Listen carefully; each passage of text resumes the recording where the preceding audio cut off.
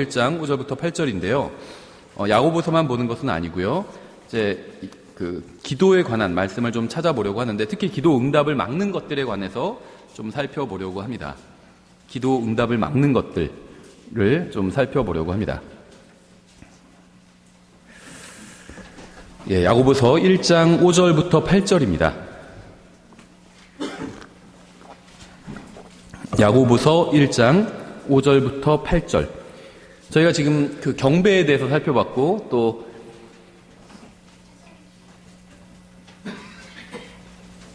기도에 대해서 이제 또 살펴보려고 합니다. 야고보서 1장 5절부터 8절.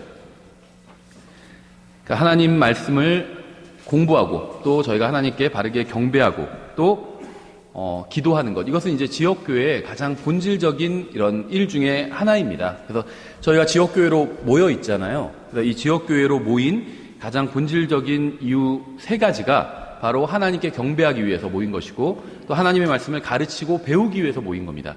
그리고 세 번째가 바로 함께 모여서 기도하기 위해서 모인 것입니다. 그래서 저희가 오늘은 기도에 대해서 좀 살펴보려고 합니다. 야고보서 1장 5절부터 8절.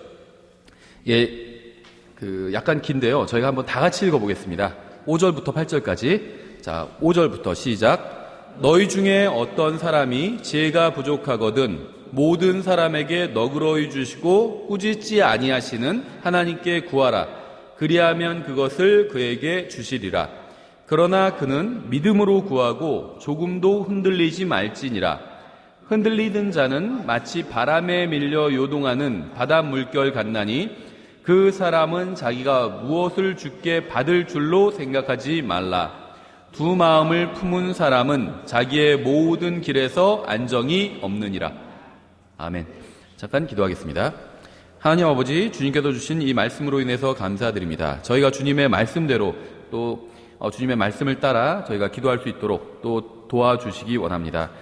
저희의 기도를 막는 또 기도 응답을 막는 것들이 너무나도 많이 있습니다. 저희가 주님의 말씀을 통해서 모두 다 떨쳐낼 수 있도록 도와주시기 원합니다. 예수님의 이름으로 기도드렸습니다. 아멘. 여러분은 가장 부러운 사람이 누구신가요? 부러운 사람이 있죠. 우리 주변에 부러운 사람이 있어요. 그렇죠? 잘생기고 똑똑하고 돈 많은 사람 부럽기도 하죠. 또 복권 당첨되는 사람 부럽기도 합니다. 최근에 미국에서 2조짜리 복권이 터졌다고 그러죠. 일시불로 받아도 거의 1조 가깝더라고요. 9,900 몇십억이더라고요. 부러워요, 사실. 그렇죠. 안 부러울 수는 없는 것 같아요. 근데 저는 가장 부러운 사람이요, 기도 응답을 받는 사람이에요. 기도 응답. 기도를 하는데 하나님께 다 응답을 받아요. 이 사람이 가장 부럽더라고요. 복권 당첨되는 사람도 부럽긴 한데 그냥 부럽긴 한 정도가 아니라 매우 부러운데 문제는 복권을 이번 주에 당첨됐는데 갑자기 또 무슨 병에 걸릴 수도 있죠. 그러면 의미가 없어질 수도 있어요. 그렇죠. 근데 기도가 응답받는 사람은 정말 부러워요. 의미가 없어질 일이 없기 때문에. 오늘 우리는 우리의 기도가 응답받지 못하도록 막는 것이 무엇인지 살펴보려고 합니다. 그러니까 기도에 장애물들이 있어요. 그래서 이것들을 제거해야 우리도 이제 기도 응답을 받는 사람이 될 수 있겠죠. 이 신약 성경에 나온 기도는요, 모두 물질적인 것이 아닌 영적인 것을 구하는 기도였습니다. 그러니까 신약 성경에 나온 기도의 두 가지 특징을 들자면, 첫 번째는 물질적인 것이 아닌 영적인 것을 구하는 기도였고요. 두 번째는 다른 사람을 위해서 간구하는 것이었어요. 그러니까 자기를 위해서 물질적인 것을 구하는 경우도 있긴 했지만 굉장히 희귀한 케이스였다는 거죠. 대부분의 신약 성경에 나온 기도는요, 다른 사람의 영적인 복을 위한 기도였고, 이제 또 물론 다른 사람의 또 물질적인 복을 위한 기도도 있었습니다. 그래서 신약 성경에 나온 기도는 이 세상에서의 일시적인 삶이 아닌 영혼을 위한 기도였어요. 신약 성경에 기록된 기도는 우리가 흔히 하는 기도나 듣는 기도와는 상당히 다른 기도였습니다. 신약 성경에서는 이 세상에서 부자가 되게 해달라고 기도하는 것을 볼 수가 없습니다. 구약 성경에도 없죠, 사실 이런 기도는. 부자가 되게도 마시고 가난하게도 되게 말아달라고 이렇게 기도하는 것은 있어요, 구약 성경에. 근데 신약 성경에는 아예 그러한 기도가 없다는 겁니다.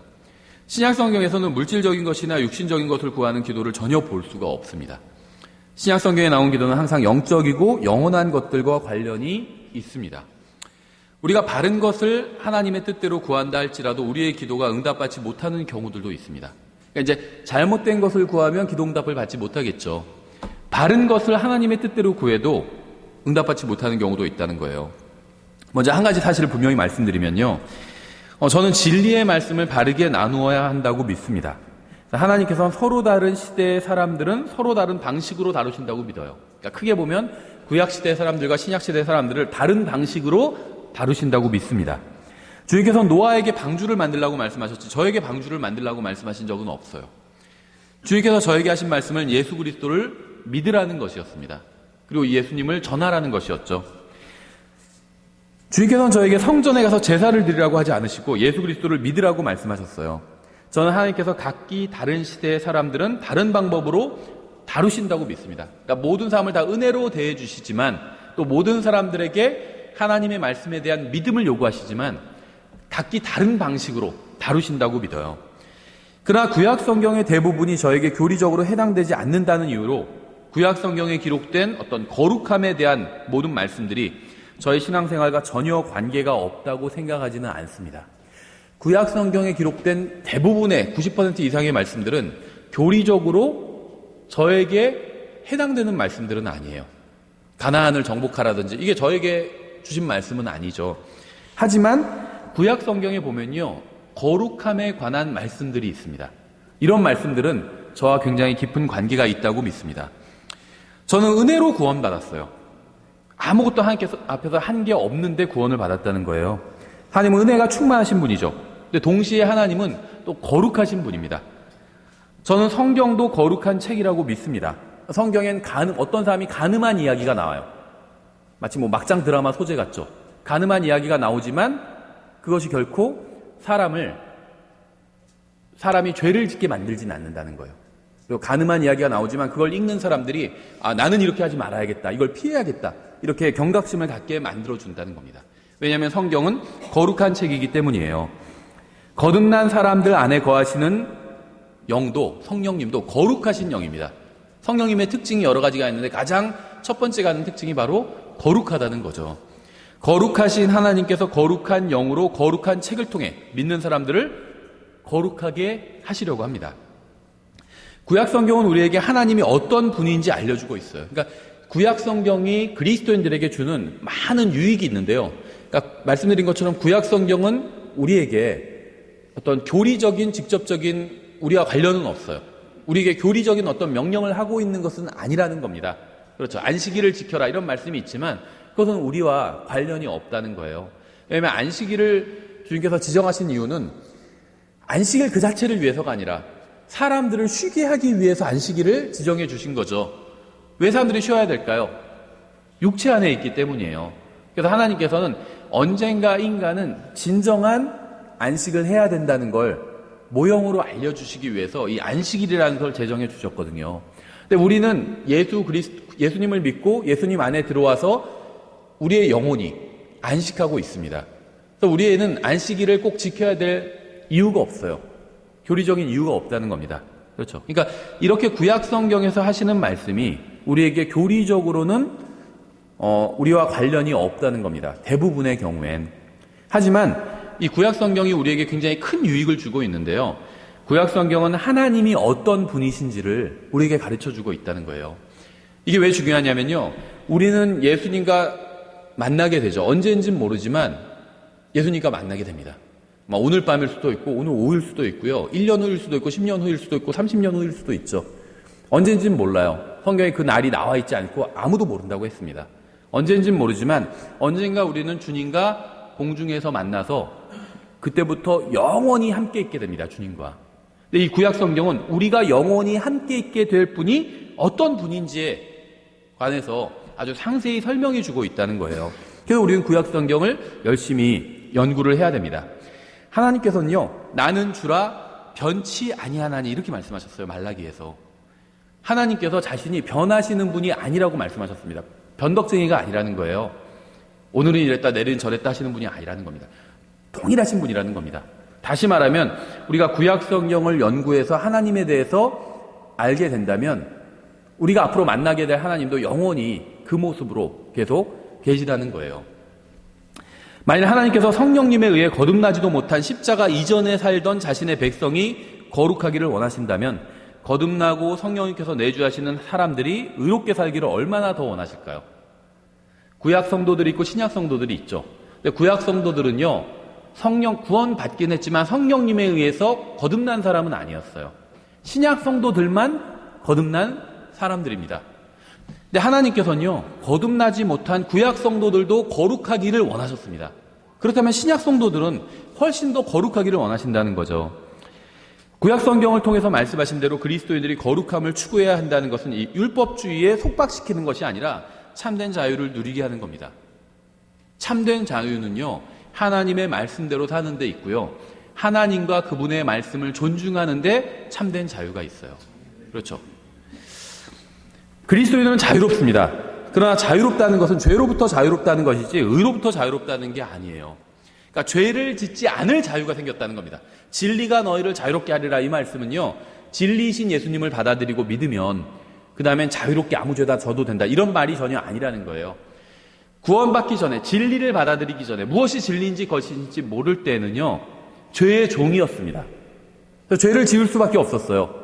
왜냐하면 내 안에 타락한 본성이 있기 때문에 이 본성이 가동이 되면 언제나 죄를 생산해내게 된다는 겁니다. 근데 구원받고 나서는요, 이 타락한 본성을 제어할 수 있게 되었다는 거예요. 죄로부터 자유롭게 되었다는 겁니다.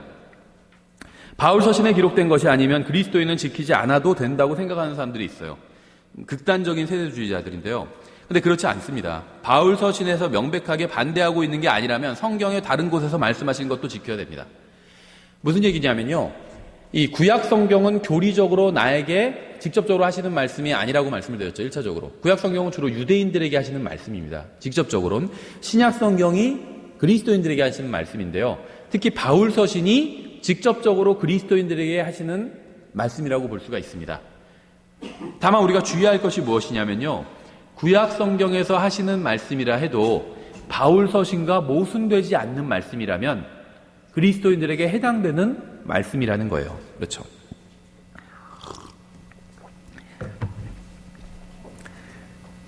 율법에서는 죄를 지으면 정해진 짐승을 희생제물로 잡아야 된다고 말씀하고 있죠. 근데 성령님께서는 바울을 통해서 예수 그리스도께서 드린 희생제사로 인해서 모든 죄를 깨끗이 씻은 사람은 더 이상 짐승을 제물로 드리지 않아도 된다고 분명히 말씀하셨습니다. 그러니까 죄를 지은 사람은 짐승 제사를 드려야 된다, 이거는 신약 성경과 모순을 일으키는 말이죠. 그럼 우리는 이 말씀을 지키지 않아도 된다는 거예요. 그렇죠. 바울 서신과 모순을 일으키는 구약 성경의 말씀은 그리스도인의 지침이 아니라는 겁니다. 그러나 율법에서 내 이웃을 내 몸과 같이 사랑하라고 말씀하셨는데 바울 서신에서도 같은 것을 말씀하고 있다면 우리는 이 말씀에 순종해야 된다는 거예요. 그러니까 율법에서 바울 서신과 일치하는 말씀을 하는 부분이 있다면 그 말씀은 에베소서나 빌립보서만큼이나 그리스도인의 지침이 된다는 겁니다. 우리가 이제 찾아볼 말씀들은요, 모두 그리스도인들에게도 적용이 가능한 말씀들이에요. 이제 신약에서도 찾고 구약에서도 찾을 텐데요, 다 그리스도인과 관련이 있는 말씀들입니다. 단순히 구약 성경에 나온 말씀이라고 해서 그리스도인들에게는 적용되지 않는 게 아니라는 거예요. 성경은 다 하나님의 말씀이죠. 따라서 하나님께로부터 기도응답을 받기 원하는 사람은 하나님의 모든 말씀에 귀를 기울여야 됩니다. 먼저 시편 66편에서 이 기도응답을 막는 것이 무엇인지 말씀하고 있는데요, 시편 66편 18절부터 20절에서 이렇게 말씀하고 있습니다. 내가 마음속으로 불법에 관심을 두면 주께서 내 말을 듣지 아니하시리이다. 그러나 하나님께서 참으로 내 말을 들으셨으며 내 기도 소리에 주의를 기울이셨도다. 하나님을 찬송하리로다. 그분께서 내 기도를 물리치지 아니하시고 자신의 긍휼도 내게서 거두지 아니하셨도다. 이렇게 말씀하고 있죠. 사람들이 잘못 알고 있는 것 중에 하나가요, 특히 이제 기독교인들도 잘못 알고 있는 것 중에 하나가 하나님은 공평하시다는 거예요. 공평하시다. 그런 말이 성경에 있을까요? 하나님은 공평하시다. 보신 적 있나요? 공평하시다. 근데 하나님은요, 일단 정의로우신 분이에요. 그렇죠. 정의로우신 분이고 사랑이 충만하신 분이고 은혜가 충만하신 분입니다. 긍휼이 풍성하신 분이고. 근데 공평하지는 않은 것 같아요. 그렇지 않나요? 인생이 공평한가요? 다르게 태어나잖아요. 누구는 부잣집에서 태어나고 누구는 가난한 집에서 태어나고, 누구는 똑똑하게 태어나고 누구는 멍청하게 태어나고, 누구는 잘생기게 태어나고 누구는 못생기게 태어나고. 그렇죠. 공평하지 않아요. 못생기게 태어난 대신 뭐 능력이 출중하다든지 그런 것도 아니에요. 잘생기고 돈 많고 능력도 많은 사람도 있어요. 그렇죠? 그러니까 꼭 공평하지는 않은 것 같아요. 성경에서 하나님은 뭐 그렇게 공평하신 분이다 이렇게 사람을 공평하게 뭐 태어나게 하셨다 이런 말씀은 없다는 거죠. 다만 이제 죽음은 사람을 공평하게 만들죠. 다 똑같이 죽어요. 그렇죠? 돈 많은 사람도 죽고 돈 없는 사람도 죽고 잘생긴 사람도 죽고 못생긴 사람도 죽고 다 죽는 건 사람을 똑같이 만듭니다. 우리는 우리가 한 모든 말에 대해서 심판을 받게 될 것입니다. 마태복음 16장 36절에 나오죠. 오직 내가 너에게 이르노니 사람들이 무슨 쓸데없는 말을 하든지 심판날에 그것에 대하여 회개 보고를 하리라 이렇게 말씀하고 있어요. 그렇죠? 제가 왜 공평하지 않다는 말씀을 드렸냐면요. 하나님께서 사람들을 사랑하십니다. 그렇죠? 근데 사랑하시는데 다 똑같이 사랑하시는 것은 아니라는 거예요. 그럼 누굴 더 사랑하실까요? 하나님께서. 똑같이 사랑하신 게 아니라면. 하나님을 더 사랑하는 사람을 더 사랑하시겠죠. 다른 말로 하면요. 하나님께서 생각해 보세요. 모든 사람의 기도를 다 들어주시나요? 그러지 않으신다는 거예요. 누구의 기도를 들어주실까요? 하나님을 사랑하는 사람. 하나님 사랑하는 사람은 어떻게 하는지 아세요? 하나님을 존중합니다. 하나님을 존중하는 사람은 어떻게 하는지 아세요? 하나님의 말씀을 존중해요. 그러니까 하나님은요. 모든 사람을 다 똑같이 존중해 주시는 게 아니에요. 모든 사람에게 다 구원의 기회는 주십니다. 누구에게나 원하면 구원받을 수 있도록 구원의 문을 활짝 열어놓으셨어요. 근데 하나님께서 존중하는 사람은요. 하나님을 존중하는 사람을 하나님도 존중하십니다. 하나님의 말씀을 존중하는 사람을 하나님께서도 존중해 주세요. 하나님의 말씀을 멸시하는 사람을 하나님께서도 그 사람을 멸시하실 것입니다. 아예 구원에 관한 말씀이 있잖아요. 구원에 관한 말씀을 존중하면 어떻게 되죠? 존중한다는 건 받아들인다는 거잖아요. 그 사람 구원해 주시는 거예요. 구원에 관한 말씀을 멸시하면 어떻게 되죠? 그 사람은 지옥에 가는 겁니다. 존중해 주지 않으세요. 저 사람은 나를 존중하지 않았고 내가 전하는 복음을 무시했지만 나는 존중해 줘야지 이러시는 분이 아니라는 겁니다. 성경의 하나님은 그런 하나님이 아니에요. 하나님을 존중하지 않으면 그 사람도 존중을 받지 못하게 된다는 겁니다. 아주 단순한 거죠. 어려운 게 아니에요. 그렇죠? 내가 존중받고자 하면 내가 먼저 존중을 하면 나도 존중받을 수 있어요.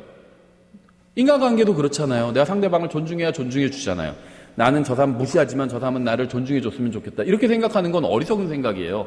그런 일은 일어나지 않을 겁니다. 하나님도 마찬가지라는 거예요. 내가 하나님의 말씀을 존중하면요. 하나님께서도 나를 존중해 주신다는 겁니다. 내가 존중하지 않으면 하나님께서도 나를 존중해 주시지 않으신다는 거예요. 굉장히 쉬운 문제예요. 어려운 문제가 아니라는 거죠. 우리는 우리가 모든 말에 대해서 심판을 받게 됩니다. 그러니까 우리가 가진 마음, 또 한 말, 또 우리가 한 행위에 대해서 심판을 받게 돼요. 구원받은 사람도요, 구원받고 나서, 예수님을 믿고 나서 이제 예수님을 만날 때까지 한 모든 말과 모든 행위에 관해서 심판을 받게 됩니다. 그리고 또 동기에 관해서 어떤 마음으로 그 일을 했는지에 관해서 심판을 받게 돼요. 사람들이 무슨 쓸데없는 말을 하든지 심판날에 그것에 대하여 회개보고를 하리라 이렇게 말씀하고 있잖아요. 이거는 모든 그리스도의 심판석과 큰인왕자 심판석 모든 심판의 기초 원리예요. 쓸데없는 말을 해도 다 심판을 받는데요. 말 조심해야 되는 거죠. 하나님 앞에서 내가 말하고 있다고 생각하고 말을 해야 되는 거예요. 그래서 어떤 분들 이러시더라고요. 예전에 미국에 있는 목사님인데요. 예전에 얼마 전에 이제 도청이 문제가 됐었어요. 정보기관에서 막 도청을 굉장히 많이 해요. 지금도. 우리나라도 아마 잘은 모르지만 도청할 겁니다. 다. 근데 그러더라고요. 자기는 뭐 별 불만 없다고 그러더라고요. 자기가 하는 말을 다 도청해도 자기는 전혀 상관이 없대요. 자기가 개인적으로 하는 전화나 무슨 말을 해도 자기는 하나님 앞에서 있다고 생각하고 말을 하기 때문에 다 그게 공개돼도 상관이 없대요. 자기가 하는 말을. 대단히 좋은 태도죠. 그렇죠. 우리가 하는 모든 말을 언젠가 주님께서는 달아보실 겁니다. 그러나 우리가 이 세상에 있는 동안에는 우리가 주님께 드리는 기도를 전혀 듣지 않으실 수도 있다는 거예요. 참 이상하죠. 우리가 하는 쓸데없는 말, 잘못된 말도 다 달아보실 거예요. 따져보실 거예요. 그런데 우리가 지금 주님께 기도하는 것을 듣지 않으실 수도 있다는 겁니다. 좀 모순적으로 들릴 수도 있죠. 왜냐하면 우리가 주님의 말씀을 듣지 않기 때문에 주님께서도 우리의 말을 듣지 않으시는 겁니다. 우리가 주님의 말씀을 존중하지 않기 때문에 우리의 기도도 존중받지 못하는 거예요. 그러니까 내가 기도응답을 받지 못한다. 그러면 첫 번째 먼저 생각해 보셔야 될 것이 내가 하나님의 말씀을 존중하고 있는지 이거 반드시 생각해 보셔야 돼요. 굉장히 중요한 문제입니다. 한 사람이 하나님 앞으로 나와요. 전능하신 하나님이신 주님께서는요, 무엇인가 하지 말라고 말씀하셨습니다. 그런데 하나님 앞에 나온 사람이 주님의 말씀은 전혀 듣지 않아요. 전능하신 하나님께서 무엇인가 하라고 말씀하셨는데 하나님 앞에 나왔다는 사람이 그 말씀을 별로 중요한 것으로 여기지 않습니다. 자신이 생각하기에 그것은 별로 중요한 구절이 아니라고 생각해요. 모이기를 힘쓰라 이렇게 말했지만 그건 뭐 그렇게 중요한 게 아니지 이렇게 생각합니다. 하나님의 말씀을 가르치고 하나님의 말씀 배우라고 하셨지만 그건 뭐 그렇게 중요한 게 아니지 이렇게 생각해요. 하나님께 경배를 드리라고 영과 진리로 경배를 드리라고 했는데 그건 별로 중요하지 않다 이렇게 생각한다는 겁니다. 자신이 생각하기에 그건 중요한 구절이 아니라고 생각해요. 자기가 더 좋아하는 거 이런 것만 더 중요하다고 생각을 합니다. 그래서 성경에 명백하게 기록된 말씀인데도 불구하고 순종하지 않아요. 하나님의 말씀은 전혀 듣지 않으면서 무릎을 꿇고 주님 저는 오늘 주님 앞에 나왔습니다 막 이렇게 기도한다면 하나님께서 무엇이라고 하실까요? 하나님께서 하신 말씀을 하나도 듣지 않아요. 하나님께서 원하시는 건 하나도 하지 않아요. 하나도 관심도 갖지 않아요. 하나님께서 중요하다고 하신 것들은 하나도 관심을 갖지 않으면서 자기는 하나님 앞에 나와서 막 기도를 하고 간구를 합니다. 그럼 주님께서 뭐라고 말씀하실까요? 아마 이렇게 말씀하실 거예요. 저는 주님께서 이 누가복음 6장 46절로 응답하시는 경우가 대단히 많다고 생각을 합니다.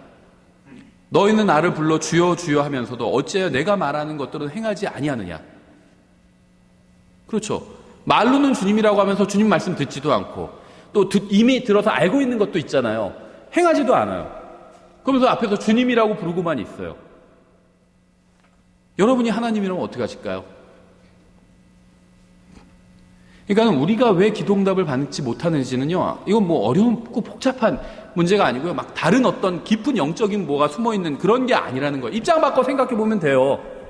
내가 하나님이라면 내가 하는 말을 하나도 듣지 않아요. 그냥 자기 멋대로 신앙생활 합니다. 그러면서 나는 만족한다 막 이렇게 생각하기도 하고. 그럼 그 사람의 기도응답을 해주실까요, 하나님께서? 우리는 하나님께 순종하기를 원하지 않고 성경 말씀대로 행하기를 원하지 않고 죄를 버리려고 하지도 않고 주님께서 행하라고 하신 것도 행하지 않으면서 우리가 원하는 것을 하나님께서 들어주시기를 바랍니다. 하나님의 명령은 하나도 듣지 않으면서 자신이 무엇인가를 바랄 때만 하나님 앞에 나와서 주님을 사랑한다고 하면서 기도에 응답해 달라고 그래요.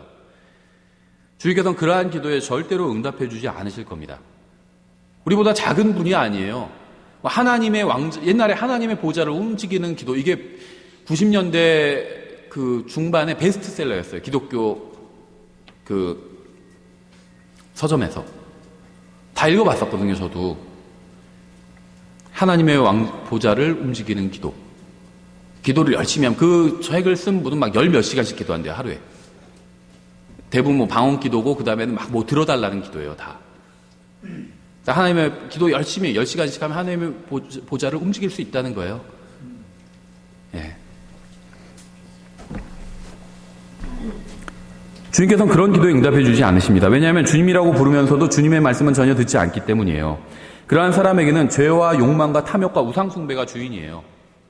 그러니까 자기가 가장 위하는 것, 자기가 가장 많은 시간을 들여서 섬기고 있는 것, 그게 자기 주인이에요. 그렇죠? 이건 구원의 문제는 또 다른 문제예요. 우리의 주인이, 그렇다면 우리의 주인은 무엇일까요? 내가 하루 중 가장 많이 생각하고 내가 가장 위하고 있고 그게 나의 주인이라면 우리의 주인은 무엇일까요? 아마 대부분 다 자신 육신일 거예요. 자기의 육신이 주인일 거예요. 그러니까 기도응답 받지 못한 이유를 알겠죠. 주님 들어주십시오 하는데 내 주님은 내 육신이에요. 그러니까 응답이 없는 거예요. 그렇죠? 만약 하나님을 주님이라고 부른다면 그분의 말씀에 순종해야 돼요. 우리가 한 모든 말들이 심판받을 거라고 했잖아요. 쓸데없는 말을 해도 다 심판을 받는데요. 성경에서도 내가 천사들 앞에서 내가 실수였노라 이런 말 하지 말라고 했잖아요. 그러니까 말하는 걸 조심해야 돼요. 그렇죠? 저도 가장 어려운 것 중에 하나가 이 말하는 거거든요. 말하는 걸 조심해야 돼요. 주님을 주님이라고 부른다면 주님의 말씀에 순종해야 돼요. 상관을 상관이라고 부르면서 순종하지 않으면 그거는 상관이라고 여기는 게 아니잖아요. 그렇죠? 우리가 아무리 바른 교회, 바른 성경을 가지고 나온다 할지라도 우리의 마음속에 포기하지 않은 죄가 있다면 결코 기도응답을 받을 수가 없습니다. 내 마음속에 있는 죄를 결코 주님 앞으로 가져와서 십자가에 못 박으려 하지 않는다면, 그 죄를 제거해달라고 주님께 울부짖지 않는다면, 그 죄로부터 승리하기 위해서 하나님의 말씀을 읽고 암기하고 적용하지 않는다면 우리의 기도는 결코 응답받지 못할 겁니다. 왜냐하면 우리는 우리가 짓는 죄가 하나님과의 관계보다 더 중요하다고 생각하기 때문이에요. 그럼 그 죄가 나의 주인인 거예요. 그렇죠? 내가 하나님보다 더 중요하다고 여기는 게 있잖아요. 그게 나의 주인인 거예요. 마음속에 있는 비밀스러운 죄는 하나님에 대한 반역이에요. 주님께서는 우리가 그러한 죄를 버리지 않으면 아무리 기도를 열심히 한다 할지라도 시간만 낭비할 뿐이라고 말씀하신 겁니다. 그러니까 기도를 열심히 하죠. 이게 나쁜 건 아니에요. 그런데 내가 주님의 말씀에 순종하지 않고 주님보다 다른 것을 더 우선순위에 두고 있다면 아무리 열심히 하는 기도도 시간 낭비라는 겁니다. 왜냐하면 주님께서는 결코 기도를 듣지 않으실 것이기 때문이에요. 주님은요, 정말 하나님, 전지전능한 창조주 하나님, 우리와 감히 비교할 수 없는 하나님이에요. 우리가 눈속임으로 말 몇 마디 잘해가지고 속일 수 있는 분이 아니라는 거예요. 말 몇 마디 잘해서 다른 사람 속일 수 있잖아요. 그렇죠? 자신을 속일 때도 있어요. 상황은 전혀 그렇지 않은데, 그래, 뭐 상황은 예를 들면 전혀 잘 될 게 없는데도, 그래, 잘 될 수 있어. 뭐, 우진아, 할 수 있어. 막 자기 혼자 그래서 자기는 속일 수 있어요. 하나님은 속일 수가 없어요. 그래, 뭐 그 정도는 할 수 있는 거야. 그냥 그 정도는 하나님께서 이해해 주실 거야. 다른 사람 다 아는데 뭐 그건 죄도 아니야. 그래, 막 우진아 힘내자, 막 파이팅하고 혼자 그래도요, 상황은 전혀 변하지 않는다는 거예요. 하나님은 전혀 속지 않으시는 분입니다. 아무리 열심히 기도하고 기도 목록을 만들고 기도에 관한 책을 읽고 기도에 관한 설교를 듣고 기도에 대해 성경 공부를 해도 하나님의 말씀을 듣지 않고 포기하지 않는 죄가 마음속에 있다면 주님께로부터 아무런 응답도 받지 못할 것입니다. 기도 응답을 받지 못하는 이유는 하나님께서 들으시기 않기 때문도 아니고 들으실 수 없기 때문도 아니고 능력이 없으시기 때문도 아닙니다. 하나님 쪽에 문제가 없다는 거예요. 기도 응답을 받지 못하는 이유는 우리가 하나님의 말씀을 듣지 않기 때문이고 마음속에 죄를 간직하고 있기 때문이에요. 야고보서 5장 16절부터 18절 기도에 관해서 말씀하고 있죠. 의로운 자의 효력이 있고 뜨거운 기도는 많은 유익이 있느니라. 엘리야는 우리와 같은 동일한 성정의 지배를 받는 사람이로되 비가 오지 않기를 그가 간절히 기도하니 3년 6개월 동안 땅에 비가 오지 아니하였고 그가 다시 기도하니 하늘이 비를 주고 땅이 자기 열매를 내었느니라. 하나님께서는 의로운 자의 효력 있고 뜨거운 기도는 많은 유익이 있다, 이렇게 말씀하셨죠. 죄인들을 구원해달라고 기도하면서 복음은 전혀 전하려고 하지 않는다면 무슨 유익이 있을까요? 자신은 교회를 위해서 아무것도 하지 않으면서 교회를 도와달라고 기도하는 게 무슨 소용이 있을까요? 그렇죠. 우리 교회가 좋은 교회가 되달라고 기도하면서 자기는 아무것도 하지 않아요. 그럼 그게 무슨 소용이 있느냐는 거예요. 자신은 마음속에 은밀한 죄를 가지고 있으면서 다른 형제 자매들이 거룩한 삶을 살게 해달라고 기도하는 게 무슨 유익이 있을까요? 다른 사람 잘못만 지적하고 다니는 사람이 있어요. 그런데요, 제가 말씀드리지만요, 이 잘못을 지적하고 다니는 것은 영적인 것이 아닙니다. 이걸 착각하시면 안 돼요. 다른 사람 잘못하는 게 눈에 보이잖아요. 나만 보이는 것 같죠? 절대 그렇지 않아요. 다른 사람도 다 볼 수 있습니다. 남 잘못하는 건요, 다 볼 수 있고요. 그거는요, 심지어 거듭나지 않은 사람도 볼 수 있어요. 거듭나지 않은 사람 우리 교회에 데려다 놓고 한 달, 1년 동안 같이 생활하게 하면요, 누가 무슨 잘못을 하고 있는지 다 바르게 지적해낼 거예요. 그러니까 죄를 지적해내는 것은 어떤 거듭난 사람만 할 수 있는 일이 절대 아니라는 겁니다. 또 성령의 은사도 아니에요. 죄를 지적해내는 것은. 자기가 막 그런 은사가 있다고, 예전에 실제 그런 분 봤어요. 자기 그런 은사가 있대요. 뭐가 문제였는지 딱 보이고 누가 무슨 문제가 있는지 딱 보인대요. 그건 성령의 은사가 아니에요. 그렇죠. 그건 누구나 할 수 있어요. 그거 제일 잘하는 존재가 누군지 아시죠? 마귀예요. 마귀는 심지어 예수님의 잘못까지도 막 찾아내려고 했잖아요. 마귀는 그 부분에 있어서 굉장히 프로거든요. 그거는 다 구원받지 않은 마귀의, 아담의 타락한 본성을 갖고 있는 사람은 다 할 수 있는 일이에요. 정말 그 성령님으로 충만한 사람만이 할 수 있는 일이 무엇인지 아세요? 다른 사람을 세워주는 일이에요. 세워주는 것. 이건 하나님의 능력이 없이는 불가능하거든요. 다른 사람의 잘못을 찾아내고 지적하는 것은요, 어려운 일이 아니에요. 근데 다른 사람을 하나님의 말씀으로 세워주는 건요, 쉽지 않은 일이에요. 그렇죠? 이건 주님께 속한 일이에요. 다른 형제 자매들의 삶이 거룩한 삶을 살지 않는다고 지적하는 것, 어려운 일이 아니에요. 그렇죠? 아니면 다른 형제 자매들이 거룩한 삶을 살게 해달라고 주님, 저 형제가 회개하고 주님 앞에 바르게 서게 해주십시오. 이것도 좋은 기도긴 하죠. 그런데 자기는 전혀 그렇게 하지 않아요. 그럼 그게 또 무슨 소용이 있을까요? 그렇죠. 저 형제가 열심히 복음을 전하게 해주십시오. 이건 좋은 기도 같죠. 근데 자기는 전혀 복음 전할 생각도 없고 전하지도 않아요. 그럼 그게 무슨 소용이 있느냐는 거예요. 자기는 복음을 전하지도 않으면서 예를 들면 저 형제들이 복음을 전하게, 우리 교회가 막 복음을 열심히 전하는 교회가 되게 해주십시오. 이게 무슨 소용이 있느냐는 겁니다. 성경은요, 누구나 기도하기만 하면 많은 유익이 있다, 이렇게 말씀하지 않아요. 그러니까 바른 기도를, 바른 기도 제목을 놓고 기도하고 있는 거죠. 우리 교회가 예를 들면 열심히 복음을 전하는 교회가 되게 해주십시오. 이건 좋은 기도 제목이에요. 그렇죠. 그런데 자기는 전혀 그렇게 하지 않아요. 주님께서는 모든 사람에게, 모든 구원받은 사람들에게 복음을 전하라고 말씀하셨잖아요. 또 그리스도의 대사로 임명하셨잖아요. 자기는 복음을 전하지 않으면서 우리 교회가 그렇게 되게 해달라고 하는 기도는요, 의미가 없다는 겁니다. 왜냐하면요, 누구나 기도하기만 하면 효력이 있을 것이다, 많은 유익이 있을 것이다, 이렇게 말씀하신 적이 없다는 겁니다. 성경은 의로운 자의 효력 있고 뜨거운 기도는 많은 유익이 있다고 말씀하고 있어요. 여기서 의로운 자는 하나님 말씀대로 하는 사람을 의미하는 거예요. 단순히 구원받은 사람을 의미하는 것이 아니라, 그리스도인의 삶은요, 자발적으로 사는 것입니다. 자발적으로 사는 삶이에요. 누구도 강요할 수가 없어요. 성경을 머리로 알지만 전혀 실행하지 않는다면 그건 아무런 의미가 없습니다. 그래서 제가 여러 번 말씀드렸죠. 우린 바른 성경을 가지고 있고요, 바른 교리를 알고 있습니다.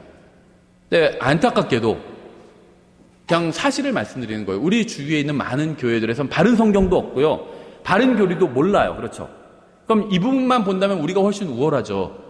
그것도 우리 교회가 존재하는 이유이기도 해요. 근데 문제는 뭐냐면요, 그리스도의 심판석에서는요, 바른 성경을 알고 있고 바른 교리를 알고 있는 사람도 기본 점수가 없어요. 빵점이에요, 기본 점수는.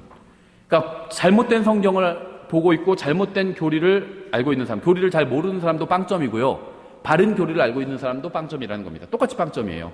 그럼 어디서부터 이제 점수가 계산이 되냐면, 자기가 알고 있는 바른 말씀을 실행할 때 이제 점수가 하나님 앞에서 인정받을 수가 있는 거예요. 그러니까는 우리가 아무리 바른 성경과 바른 교리를 알고 있고 가지고 있다 할지라도 하나님의 말씀대로 살지 않는다면 똑같이 빵점이라는 겁니다. 바른 성경도 없고 바른 교리도 모르는 사람들과 점수가 똑같다는 거예요. 이게 굉장히 중요한 문제예요. 성경을 아무리 많이 알아도요, 전혀 실행하지 않는다면 그건 의미가 없다는 겁니다. 성경을 많이 알고 교리를 많이 알고 많이 암송하고 있고 좋은 일이죠.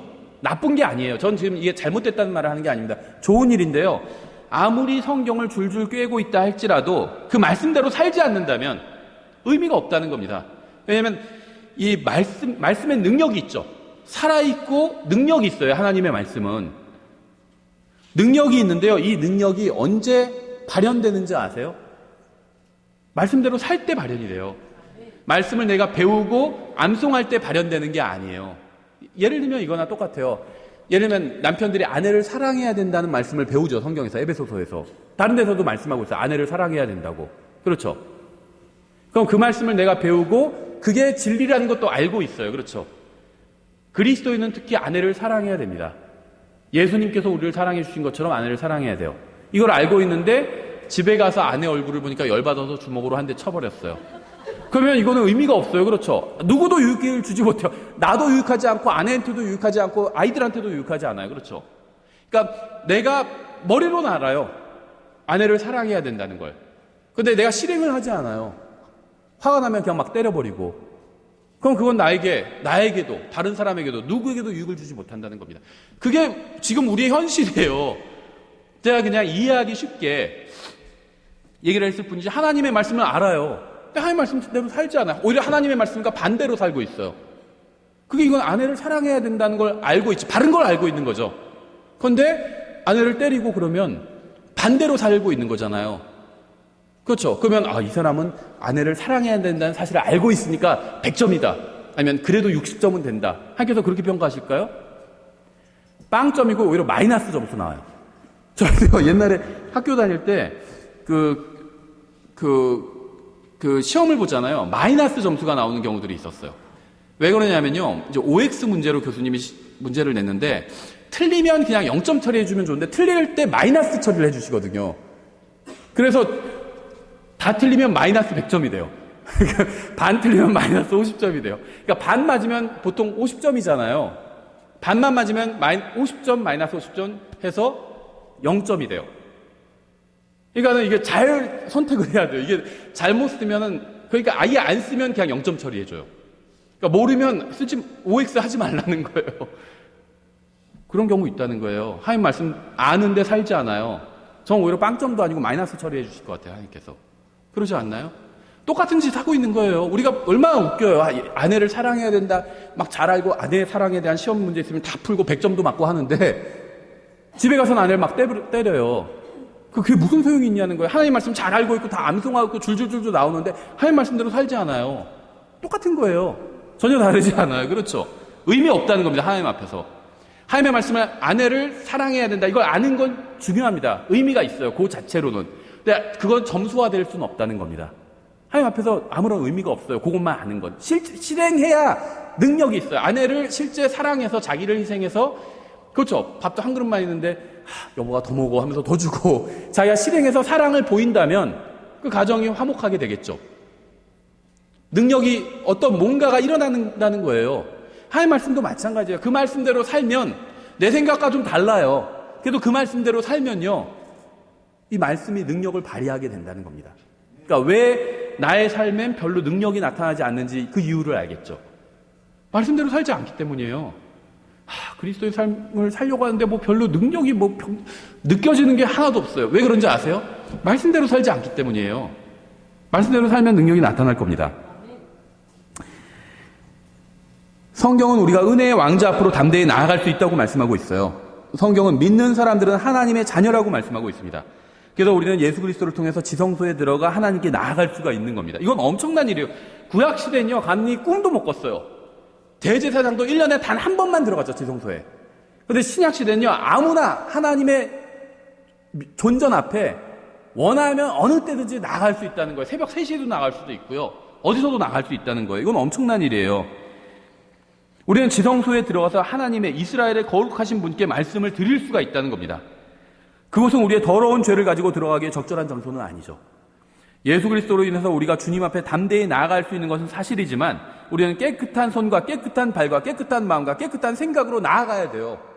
그래야 대화가 되고 기도응답을 받을 수 있는 겁니다. 지성소에 나아가기 전에 먼저 뭐를 해야 되는지 알겠죠. 손이 더러워졌다면요, 하나님의 말씀으로 다시 씻고 나가야 되는 거예요. 그렇죠. 이 말씀의 거울에 비춰봐야 됩니다. 내가 어디가 어떤지. 그렇죠. 말씀의 거울에 한번 비춰봐야 돼요. 혹시 뭐가 더러운 게 묻진 않았는지. 예수 그리스도를 믿고 구원받은 사람들은요, 예수 그리스도의 의를 소유하게 됩니다. 우리는 예수님의 의를 소유하고 있습니다. 구원받은 모든 사람들은 예수님의 의를 소유하고 있어요. 이것이 우리가 죽으면 하늘나라로 데려다 주는 거죠. 그런데 우리가 아무리 예수 그리스도의 의를 소유하고 있다 할지라도 그리스도의 심판석에서는 아무런 소용이 없어요. 그건 우리가 어떻게 살아도 들림받아 올라갈 것이고 우리의 몸은 변화될 것입니다. 하지만 주님께서는 우리가 은혜 아래 살고 있다 할지라도 반드시 바르게 행하고 바르게 생각하고 바르게 살라고 말씀하셨습니다. 그러니까 바른 태도를 갖고 있고요, 바른 마음을 갖고 있고 바른 말을 하고 바르게 사는 것은 대단히 중요한 일이라는 거예요. 이건 율법주의가 아니라 영적 상식이에요. 바르게 살아라, 바르게 말해라, 옷차림도 바르게 해라. 이건 율법주의가 아니라는 겁니다. 이 독립침례교에서도요, 그러니까 자기가 하기 싫은 걸 목사가 강조하면 율법주의다 이렇게 생각하는 경향이 있어요. 이빨 닦고 아침에 일어나서, 그렇죠, 머리 빗고 예쁘게 옷 입고 학교 가고, 이건 바른 거죠. 잘못된 게 아니에요. 똑같아요. 하나님 앞에 내가 경배를 들어올 때, 그렇죠, 세수하고 이빨 닦고 머리 빗고 가장 깨끗한 옷 입고 오고, 이건 율법주의가 아니에요. 그렇죠. 또 하나님 앞에 미리, 예를 들면 10시 50분부터 시작이다. 그럼 미리 한 10분 전에 나와 있고, 이게 율법주의인가요? 율법주의가 아니에요. 그렇죠. 생각해 보세요. 내가 정말 좋아하는 남자, 좋아하는 여자를 만나러 간다. 10분 전에 나가 있을 수 있잖아요. 그렇죠. 늦으면 안 되니까. 율법주의가 아니에요. 사랑이고 태도예요. 그렇죠. 전혀 이상한 일이 아니라는 겁니다. 우리는 우리가 원하는 방식으로 우리가 원하는 때에 하나님께로부터 응답받기를 원합니다. 우리는 하나님께서 우리의 기도를 들으시기는 원하지만 우리는 하나님의 말씀은 들으려고 하지 않아요. 입으로는 우리가 주님의 종이라고 하지만 실제로는 그분의 말씀에는 전혀 귀를 기울이지 않습니다. 그래서 이런 말씀도 드렸잖아요. 우리가 예수님을 믿고 하나님의 아들이 되었기에 망정이지 하나님의 직원이 되었다면 벌써 다 해고당했어요. 아들이니까는 해고하지 않으시는 거예요. 그렇죠? 예, 인터넷에 보면요, 되게 웃긴 사진들이 많은데요. 예를 들면, 펩시콜라 옷을 입고 코카콜라를 딱 마시고 있는 그런 사진이에요. 어디 광고일까요? 펩시콜라라는 게 써있지만 코카콜라 광고예요. 그렇죠? 펩시콜라 옷을 입고 직원이에요. 펩시콜라 차를 타고 있어요. 배송하는. 근데 딱 거기서 코카콜라를 마시고 있어요. 코카콜라가 그만큼 맛있다. 이런 광고겠죠, 그게. 그리고 그럴 때가 있어요. 하나님께서 주신 옷을 입고 하나님의 아들이라고 하면서 마귀가 원하는 짓을 하고 있는 거예요. 모순된 거예요. 모순된. 만약에 직원이 그러고 있다면 당장 자르겠죠. 펩시콜라 사장이 봤다면 당장 자르겠죠. 그 직원을. 펩시콜라 옷 입고 있으면 펩시콜라를 마셔야지. 딴 거 마시고 있으면 당장 자르겠죠. 마찬가지예요. 우리도 하나님의 아들의 옷을 입고 있는데 의로운 옷을 입고 있죠. 이 세상 사람처럼, 구원받지 못한 사람처럼, 마귀의 직원처럼 살고 있는 거예요. 마귀를 위해서 막 열심히 서비스하고 있는 거예요.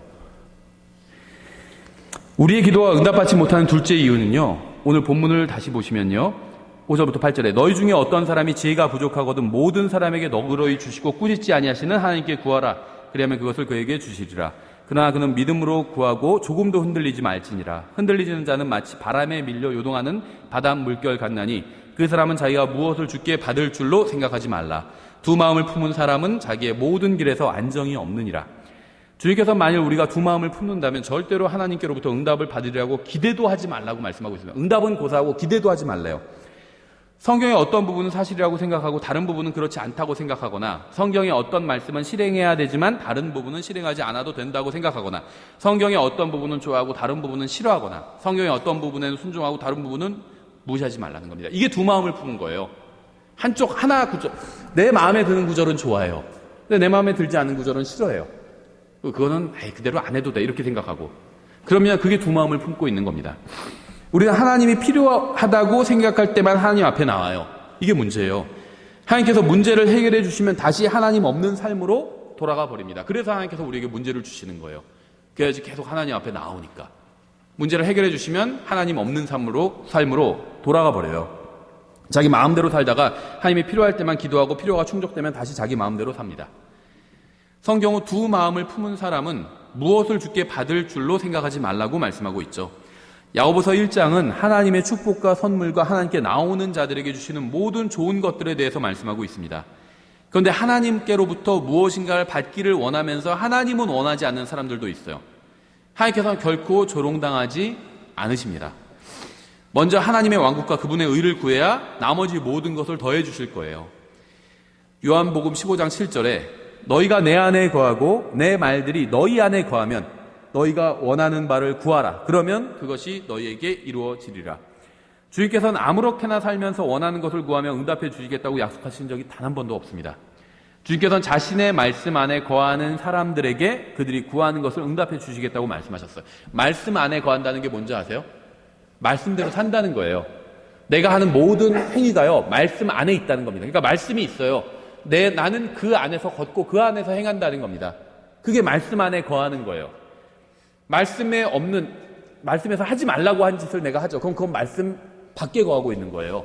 구원은 받았지만, 그러면 하나님께서 응답해 주지 않으시겠다는 겁니다. 굉장히 단순한 문제예요. 이 기도 응답은 어려운 문제가 아닙니다. 성경은 우리가 두 마음을 품고 있으면 아무것도 할 수 없다고 말씀하고 있어요. 두 마음을 품고 있으면 완전히 세상적인 사람이 될 수는 없죠. 두 마음을 품고 있으니까. 왜냐하면 하나님께서 죄를 미워하신다는 사실을 알기 때문이죠. 그런데 그렇다고 해서 완전히 헌신된 사람이 될 수도 없어요. 왜냐하면 세상이 주는 기쁨을 포기하지 못했기 때문에. 이게 두 마음을 품고 있는 거예요. 예를 들면 베드로전서 3장 1절부터 7절에서는요, 이 남편과 아내에 대해서 말씀하고 있죠. 아내들아, 이와 같이 너희도 너희 남편에게 복종하라. 이것은 누가 말씀에 순종하지 아니하여도 그들 또한 말없이 아내의 행실을 통해 얻고자 함이니 두려움이 동반된 너희의 정숙한 행실을 그들이 눈여겨보느니라.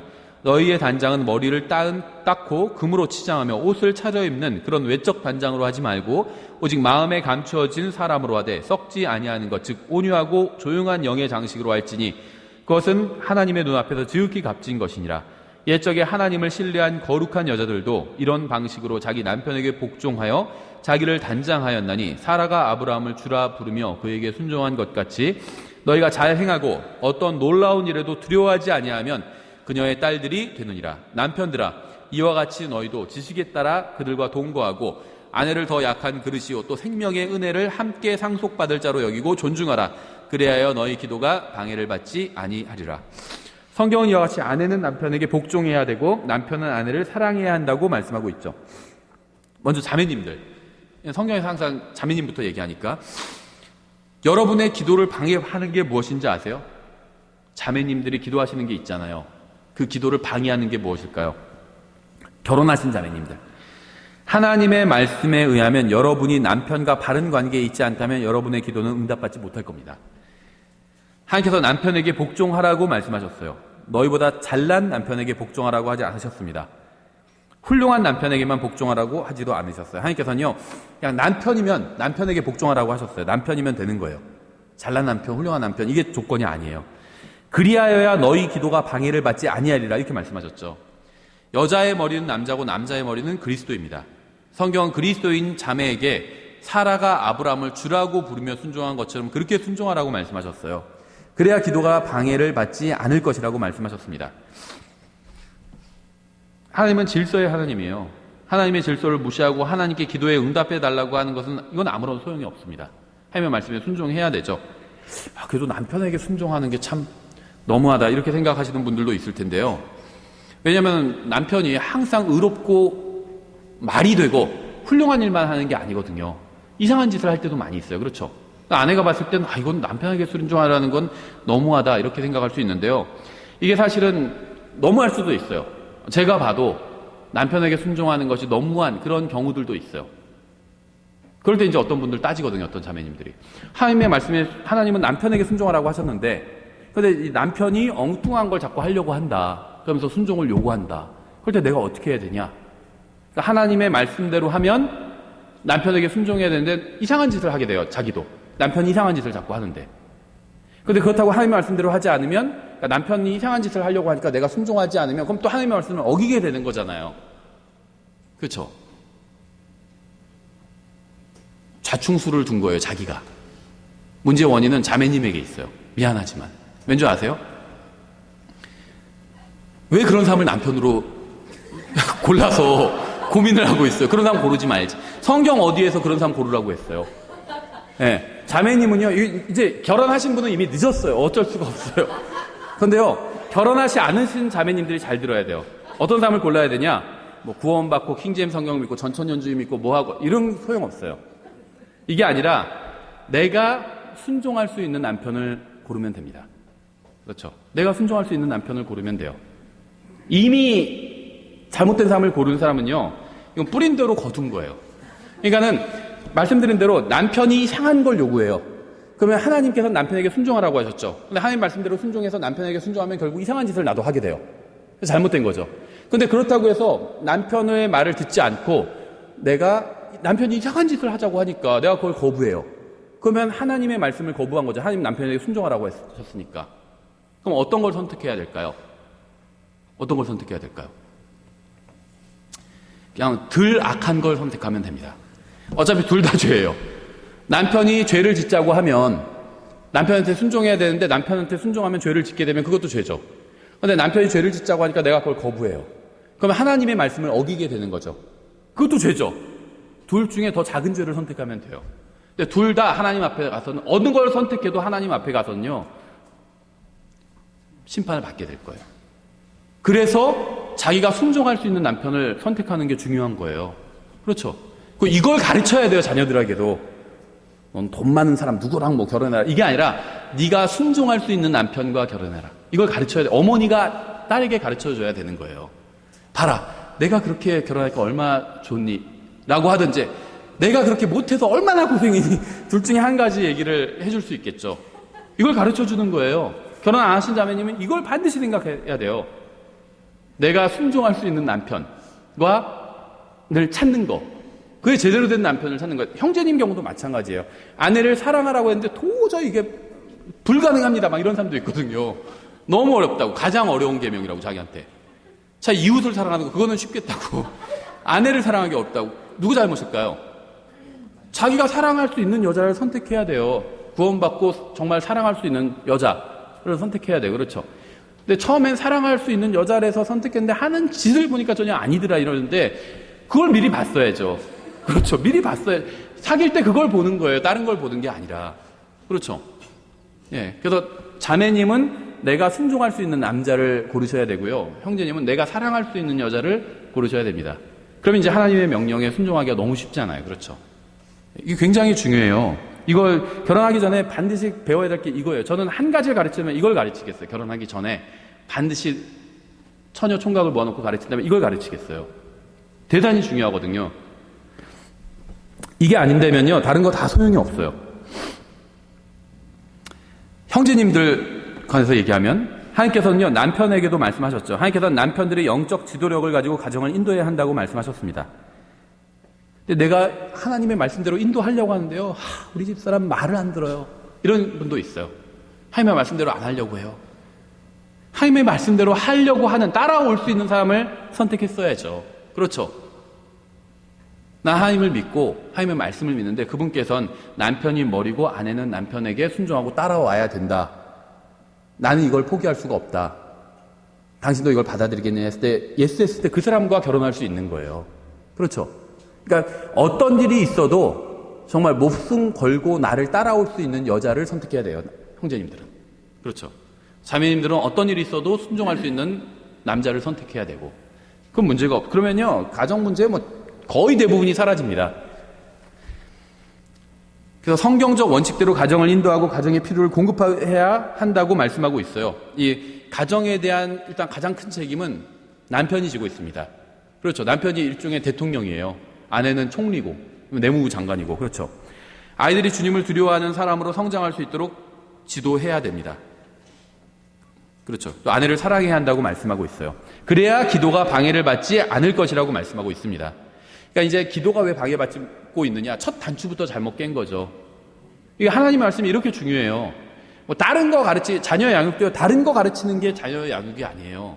전 그렇게 생각해요. 저는 나중에 설교를 한번 하려고 하는데 그리스도인의 삶은 굉장히 단순하다고 믿습니다. 하나님 말씀 읽고요. 연구하고요. 기도하고요. 하나님의 말씀대로 살고 하나님 말씀 전하는 거예요. 이게 그리스도인의 삶의 전부입니다. 나머지는 다 부수적인 거예요. 수능 아이들 제대로 실력 발휘하도록 저희가 기도하죠. 그건 나쁜 기도가 아니에요. 하지만요, 실력 발휘가 제대로 안 돼서 좀 못한 대학을 갔어요. 그렇다고 해서 엄청나게 무슨 불행한 일이 벌어진 게 아니라 하나님 앞에서 큰 일이 벌어진 것도 아니고. 지금 대학은 다 가요. 왜냐하면 지금 대학 정원이 더 많거든요. 그 고3 학생보다, 재수생 수보다 대학 정원이 더 많아요, 이제. 대학은 다 갑니다. 근데 이제 얼마나 더 좋은 대학을 가느냐, 덜한 대학을 가느냐, 원하는 대학을 가느냐, 아니냐, 이 차이인 거죠. 원하는 학과를 가느냐, 또 아니냐, 이 차이인 거죠. 중요한 문제예요. 중요하지 않은 문제는 아닙니다. 그렇죠. 근데 그리스도인의 삶의 본질적인 문제는 아닙니다. 그렇죠. 주님은요, 우리에게 자녀들을 맡겨주셨어요. 부모들에게. 이 자녀들은요, 하나의 혼이에요, 혼. 혼이란 건 뭔지 아세요? 죽음 이후에도 영원히 존재하는 존재라는 거예요. 주님께서 단순히 우리에게 돈이나 책상을 맡겨주신 게 아니에요. 이거는 다 없어져 버릴 수 있어요. 그렇죠. 불에 타버리거나 폐기해버리면 없어져 버려요. 근데 인간의 혼은요, 없어지질 않아요. 영원한 혼이에요. 이 영원한 혼을 부모에게 맡겨주신 거예요. 근데 이 맡아서 잘 관리하고 뭔가를 가르치고 준비시킬 수 있는 시간이 굉장히 제한적이에요. 20살, 30살 넘어가 버리면요, 불가능해요. 어떻게 가르칠 수가 없어요. 그렇죠. 가끔 그런 분들이 있거든요. 저희 아들 좀 어떻게 해주세요 하는데 아들이 막 30살, 40살이에요. 그럼 그걸 어떻게 해요, 제가. 그렇죠. 할 방법이 없어요. 그건 30살, 40살짜리, 20살짜리도 못하는데 마음대로. 20살짜리 커녕 17, 18살짜리도 못해요, 목사가 어떻게. 부모도 못하는데 어떻게 목사가 뭘 어떻게 해요. 그렇죠. 너 자꾸 그러면 교회 못 나오게 한다, 이런 협박도 아니에요. 더 좋지, 못 나오게 하면. 그렇죠. 부모는 너 그렇게 하면 용돈 안 준다 이런 거라도 할 수 있는데 목사는 아무것도 무기가 없어요. 제어할 수 있는. 머리가 좀만 굵어져도 못해요. 그러니까는 지금 1살부터 성인이 되기 전까지, 20살까지. 그런데 실제적으로는 고등학생만 돼도 또 말 안 듣죠.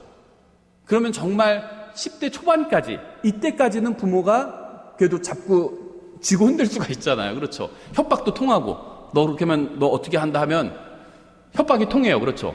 근데 조금만, 고등학생만 돼도 또 안 통해요. 안 통해요. 너 그러면 뭐 안 준다 뭐 하면, 그럼 뭐 안 하면 그냥 안 하는 대로 있죠 뭐. 이러면 안 줄 수가 없거든요. 또 그렇죠.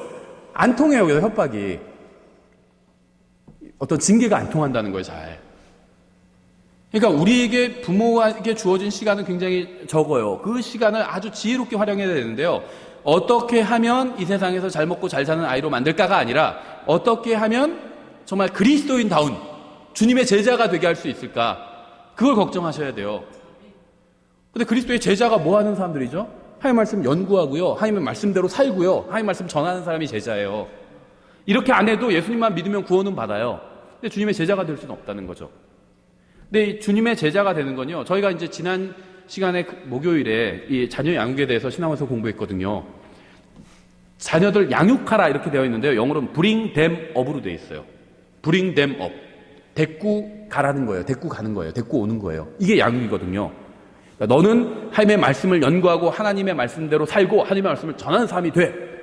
이걸 가르치면 양육한 게 아니라는 겁니다. 자기가 그대로 해야 돼요. 자기가 하나님 말씀 연구하고 하나님 말씀대로 살고 하나님의 말씀을 전하면서 너도 나처럼 해 하면서 보여주면서 그렇게 인도해 가는 게 양육이에요. 그게 bring them이에요. 데려오는 거예요. 그렇게 하는 겁니다. 그렇죠. 어디까지 했죠?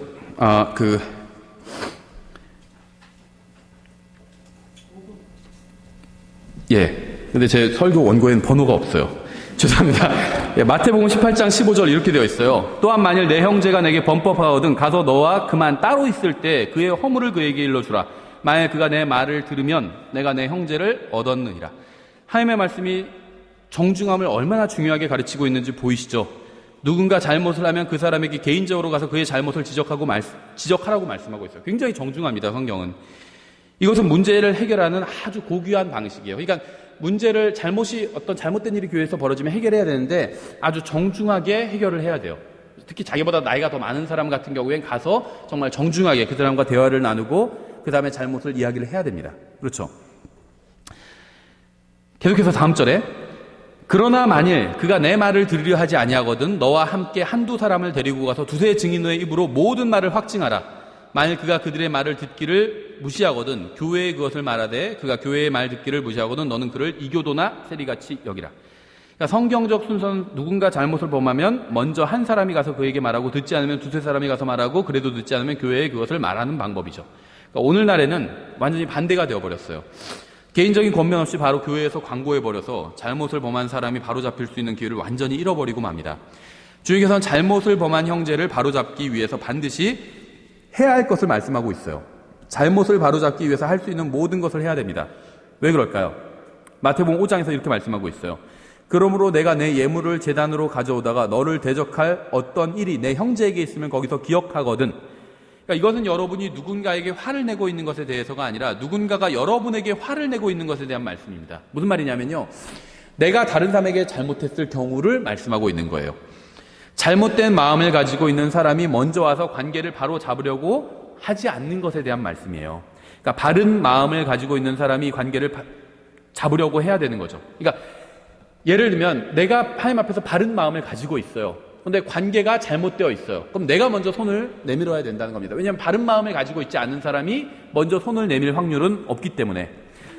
다음 절에 내 예물을 거기에 제단 앞에 두고 내 길로 가서 맨 먼저 내 형제와 화해하고 그 뒤에 와서 내 예물을 드리라. 아주 상식적인 얘기죠. 본질적인 얘기고. 주님께서 무슨 말씀을 하고 계신지 이해하시겠나요? 하나님께 영적 경배를 드리고 주님과 교제를 나누기 전에 해야 할 일이 있다는 겁니다. 그것은 바로 가능하다면 다른 형제 자매들과 평화롭게 사는 거예요. 하나님께 경배 드리는 거 중요하죠. 그런데 다른 형제들과 싸우고 있다면 먼저 화해하고 나서 경배를 드리라는 겁니다. 그렇죠? 교회는 예수 그리스도의 몸이에요. 믿는 사람들은 모두 한 몸에 속한 지체고 그 몸의 머리는 예수 그리스도입니다. 우리는 모두 그리스도 예수 안에서 하나가 되었습니다. 팔이 발과 다툴 수는 없어요.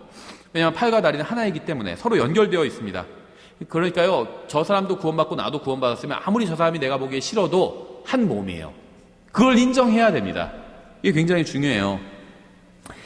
여러분은 저를 미워하거나 증오하거나 싫어하면서 주님을 사랑하고 주님과 바른 관계에 있을 수 없습니다. 내가 싫어하는 형제 있죠. 마음에 좀 안 드는 형제. 그 사람이 구원받았으면요, 내가 그 사람을 미워하면서 주님을 사랑하는 건 불가능하다는 겁니다. 내가 그 사람을 미워하고 있으면요, 어떤 구원받은 사람이 있어요. 근데 내가 그 사람이 미워요.